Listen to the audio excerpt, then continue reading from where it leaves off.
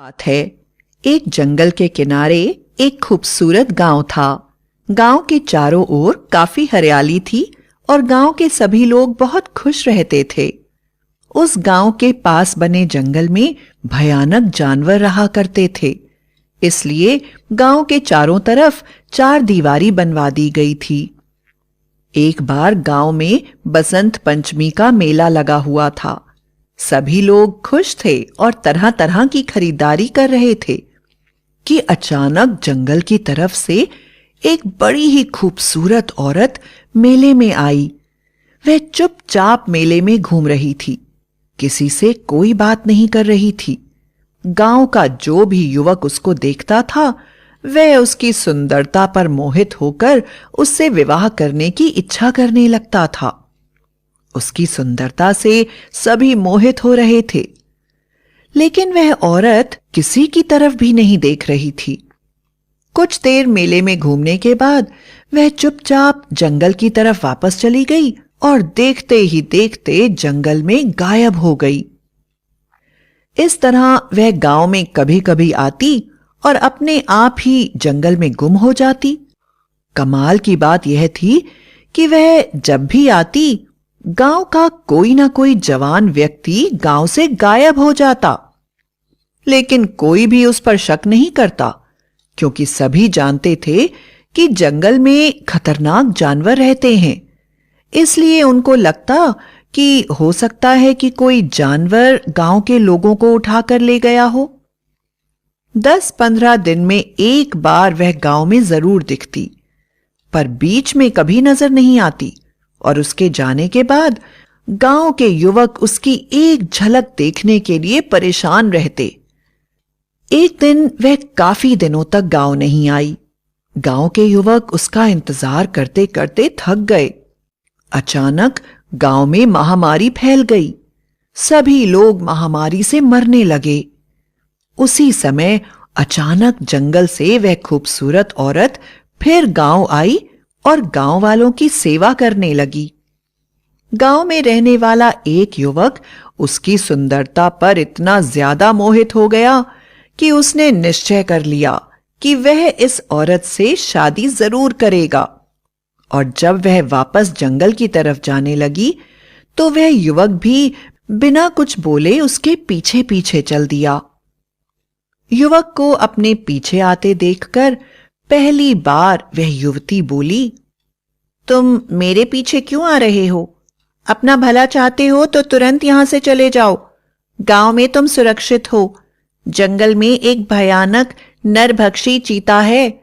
अगर उसने तुम्हें देख लिया तो वह तुम्हें नहीं छोड़ेगा और तुम बहुत पछताओगे। लेकिन वह युवक, जिसका नाम विजय था, वह नहीं रुका और बोला, तुम्हारा क्या नाम है? मैं पिछले कई दिनों से तुम्हें देख रहा हूं और तुमसे प्रेम करता हूं। मैं किसी भी हाल में तुमसे विवाह करना चाहता हूं और तुम्हें अपनी पत्नी बनाना चाहता हूं। मैं अपना यह जीवन तुम्हारे साथ ही बिताना चाहता हूं और अगर तुम नहीं हो तो मुझे अपने जीवन का कोई मोह नहीं है। उस लड़की ने कहा, मेरा नाम सिंघिका है और मैं इस जंगल में ही रहती हूं। मेरा जन्म जंगल में ही हुआ है। मैं जंगल के बाहरी लोगों से विवाह नहीं कर सकती। तुम जल्दी से जल्दी यहां से चले जाओ, वरना बहुत पछताओगे। वह चीता तुम्हारे टुकड़े टुकड़े करके तुम्हारा खून पी लेगा। मैं भी तुम्हें बहुत दिनों से देख रही हूं। मुझे मालूम है कि तुम मुझसे प्रेम करते हो और मैं तुम्हें बताना चाहती हूं कि मैं भी तुमसे प्रेम करती हूं, लेकिन फिर भी मैं मजबूर हूं। मैं तुम्हारे लिए इतना ही कर सकती हूं कि तुम्हें 10 मिनट का समय दे रही हूं। तुम 10 मिनट के अंदर यहां से लौट जाओ, वरना तुम्हारे साथ जो होगा उसकी अपराधी मैं नहीं होंगी। युवक ने कहा, सिंघिका, मुझे अपने साथ आने से मत रोको। मेरे भाग्य में जो भी होगा मैं उसे अपनाने को तैयार हूं, लेकिन मैं तुम्हें छोड़कर जी नहीं सकता। अचानक सिंघिका की आंखें पूरी तरह से लाल होने लगी। उसके हाथों के नाखून उंगलियों से निकलकर चीते की तरह मुड़ गए और वह खूंखार आवाज में बोली, अरे मूर्ख, मैं तुम्हें कितना समझा रही हूं, मेरा विवाह नहीं हो सकता है। अब मैं धीरे धीरे अपना नियंत्रण खो रही हूं। मैं एक चीता चुड़ैल हूं और मैं तुमसे प्रेम करती हूं, लेकिन मनुष्य की महक से मैं अपना होश खो बैठती हूं। अगर तुम 2 मिनट के अंदर यहां से नहीं गए तो मैं कुछ भी नहीं कर पाऊंगी। बस तुम्हारे टुकड़े टुकड़े करके तुम्हारे खून को पी लूंगी और तुम्हें खा जाऊंगी। मैं तुम्हारे गांव में अपनी खूबसूरती से युवकों को मोहित करके अपने पीछे ले आती हूं और उसके बाद उन्हें खाकर जश्न मनाती हूं। मैं तुम्हें कई महीनों से देख रही हूं और अब मैं तुम्हें प्रेम करती हूं और तुमसे विवाह भी करना चाहती हूं, पर यह मुमकिन नहीं है। इसलिए मैं तुम्हारा ताजा खून पीकर ही अपने आप को खुश करूंगी।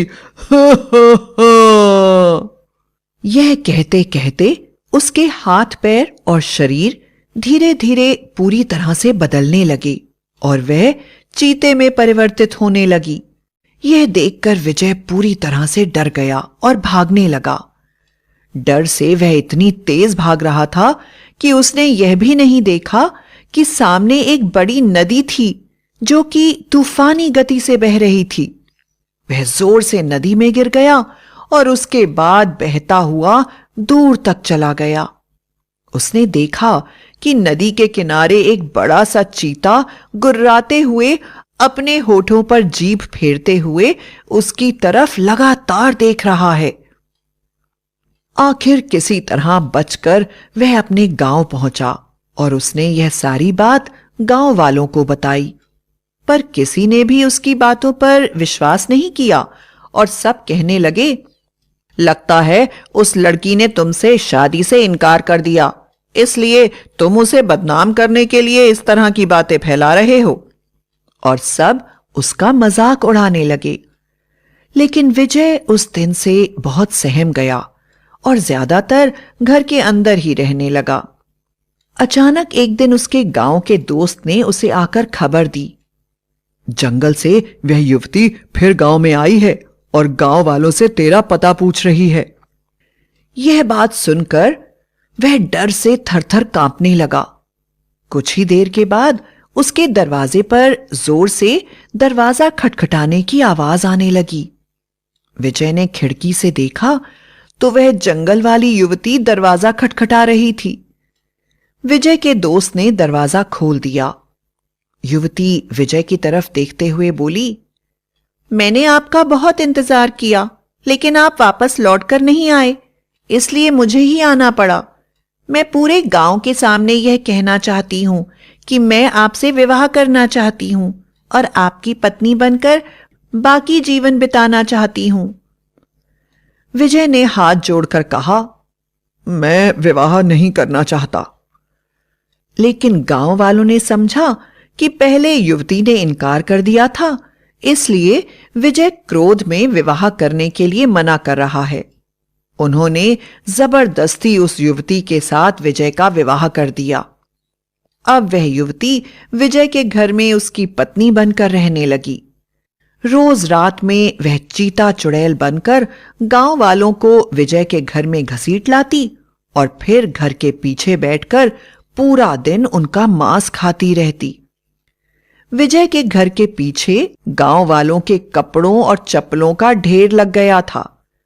विजय किसी से कुछ भी कह नहीं पा रहा था, क्योंकि उसकी पत्नी ने उससे कहा था, अगर तुमने यह बात किसी को भी बताई तो मैं तुम्हारा हाल इससे भी बुरा कर दूंगी। मैं तुम्हारी पत्नी इसीलिए बनी हूं कि आसानी से गांव वालों को खा सकूं। रोज गांव में किसी न किसी के घर से कोई न कोई गायब हो जाता और गांव वाले उसका मातम मनाते। विजय भी लोगों के दुख में शामिल होना चाहता और उसे लगता कि हर परिवार में गायब होने वाले सदस्य का हत्यारा वही है। धीरे धीरे विजय बड़ा उदास रहने लगा था। डर के मारे वह न खाता था न पीता था। एक बार उसकी दूर की बहन उसके विवाह के बाद उससे मिलने आई और एक रात रुकने के बाद अगले दिन बोली, विजय, भाभी तो बड़ी सुंदर है, लेकिन मैंने उन्हें कभी रसोई में खाना बनाते नहीं देखा, ना ही कभी खाना खाते देखा है। तुम्हारे कमरे में प्लेट में खाना भरा रहता है और तुम रोज ही खाना नहीं खाते हो, फिर भी खाना खराब नहीं होता। ऐसी कौन सी जादू की छड़ी तुम्हारे हाथ लग गई है कि बिना कुछ काम करे और खाए तुम लोगों का पेट भरा रहता है और तुम लोग आराम से रह रहे हो? और घर के पीछे इतने सारे पुराने कपड़े और जूते चप्पल पड़े हुए हैं, तुम उन सबको फेंकते क्यों नहीं हो? और आखिर इतने सारे जूते चप्पल आए कहां से? मुझे कुछ ठीक नहीं लग रहा है। अगर कोई समस्या है तो मुझे बताओ। बहन की बात सुनकर विजय जोर जोर से रोने लगा और बहन के गले लग गया और बोला, मैं क्या बताऊं, बड़ी मुसीबत में हूं। मेरी पत्नी कोई साधारण स्त्री नहीं है, बल्कि चीता चुड़ैल है। वह पूरे दिन स्त्री के रूप में रहती है और रात में चीता बनकर गांव वालों का शिकार करती है और घर के पीछे उन्हें चीर फाड़ कर खाती है। उसने मुझे चेतावनी दी है कि अगर मैंने यह बात किसी को बताई तो वह मुझे भी खा जाएगी। गांव वालों के मरने का कारण मेरी पत्नी है। मुझे तो जीने की इच्छा ही खत्म हो गई है। मुझे पता है कि मैं भी एक दिन इसका ग्रास बनूंगा और इससे मुक्ति का कोई रास्ता नहीं है, क्योंकि मेरी बात कोई भी नहीं मानेगा। विजय की बात सुनकर उसकी बहन को उस पर पूरा विश्वास हो गया और उसने कहा, तुम चिंता नहीं करो, मैं तुम्हारी इस चुड़ैल से मुक्ति करवा दूंगी। इसके बाद में वह वापस अपने पति के घर चली गई। विजय की बहन का पति मशहूर शिकारी था। उसने अपने पति को सारी बात बताई। सुनकर विजय की बहन का पति बोला, चीता चुड़ैल कोई साधारण बात नहीं है। जब कोई चीता मर जाता है और कोई कुंवारी लड़की उसे मरते हुए देख लेती है तो चीते की आत्मा उस लड़की में समा जाती है और वह बहुत शक्तिशाली हो जाता है। चांद के निकलते ही वह चीता बनकर शिकार करता है, लेकिन अमावस्या के दिन चांद नहीं निकलता, इसलिए उस दिन उसकी शक्ति बहुत कम होती है और इसी दिन उससे छुटकारा पाने का उपाय किया जा सकता है। बहन ने पंडित से पता किया तो अगले 2 दिन के बाद ही अमावस्या थी। विजय की बहन के पति ने 2 दिन बाद चीता चुड़ैल का शिकार करने की योजना बनाई। उसने गांव के सबसे बड़े तांत्रिक को अपने साथ लिया और अमावस्या के दिन विजय के घर की तरफ चल पड़ा। तांत्रिक ने विजय की बहन के पति को बताया, मैं पहले अपने मंत्रों से युवती को चीते के रूप में घर के बाहर बुला लूंगा और उसके बाद तुमको अपने अभेद तीरों से ठीक उसकी दोनों आंखों के बीच में तीर मारना होगा, क्योंकि वहीं पर तीर मारने से उस युवती के अंदर से चीते की आत्मा हमेशा के लिए बाहर निकल जाएगी और वह युवती फिर से विजय की पत्नी बनकर विजय के साथ रह सकेगी। वरना अगर तीर गलत जगह पर लग गया तो वह पूरे गांव को खा जाएगी और मुझसे नहीं संभल पाएगी। विजय की बहन का पति पूरे दिन विजय के घर रहा और उसने देखा कि विजय की पत्नी उससे मिलने तक भी बाहर नहीं आई। रात होते ही तांत्रिक ने अपना पूजा पाठ शुरू कर दिया और चीता चुड़ैल को घर से बाहर निकालने के लिए मंत्र पढ़ने लगा। सारा गांव विजय के घर के बाहर डरा हुआ खड़ा था। अचानक जोर जोर से गुर्राने की आवाजें आने लगीं और कुछ ही देर में विजय के घर से एक भयानक चीता अपनी लाल लाल आंखों के साथ घूरता हुआ बाहर निकला। उसने इंसानों की आवाज में बोला, अच्छा विजय, तुम मुझे मारना चाहते हो, इसलिए तुम अपने जीजा को बुलाकर लाए हो। अभी तुमको इसका मजा चखाती हूं। और वह विजय को घूरने लगी। विजय के जीजा ने अपना तीर कमान साधा और निशाना लगा दिया। तीर सीधे दोनों आंखों के बीच में लगने के बदले उसकी दाईं आंख में जा लगा और तीर लगते ही वह पूरी तरह से भयानक चुड़ैल में तब्दील हो गई और विजय की तरफ तेजी से भागती हुई आने लगी। विजय के हाथ में एक छोटा सा चाकू था। चीता चुड़ैल के रूप में जैसे ही उसकी पत्नी ने उसके ऊपर छलांग लगाई, विजय ने वह चाकू उसकी दोनों आंखों के बीच में गाड़ दिया। चाकू के सही जगह पर लगते ही चमत्कार हो गया और चुड़ैल पीछे की तरफ गिर पड़ी। भयानक आवाज के साथ एक बहुत बड़ा चीता उसके अंदर से निकला और हवा में गुम हो गया। अब वहां पर एक युवती दिखाई पड़ रही थी जिसके साथ विजय का विवाह हुआ था और जो विजय की पत्नी थी। वह पूरी तरह से बेहोश थी। तांत्रिक ने अपने मंत्रों से उसे वापस होश दिलाया।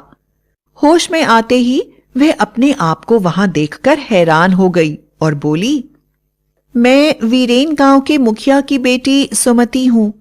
मुझे समझ में नहीं आ रहा है कि मैं यहां कैसे आ गई। मैं तो जंगल से लकड़ियां लेने अपने दोस्तों के साथ आई थी कि अचानक मैं जोर जोर से चीता चीता चिल्लाने लगी और बेहोश हो गई। उसके बाद अब होश में आई हूं। गांव वालों ने सुमति को सारी बात बताई, जिसे सुनकर वह बुरी तरह से डर गई। तुरंत ही वीरेन गांव के मुखिया को संदेश भेजा गया और उन्होंने आकर अपनी बेटी को पहचान लिया।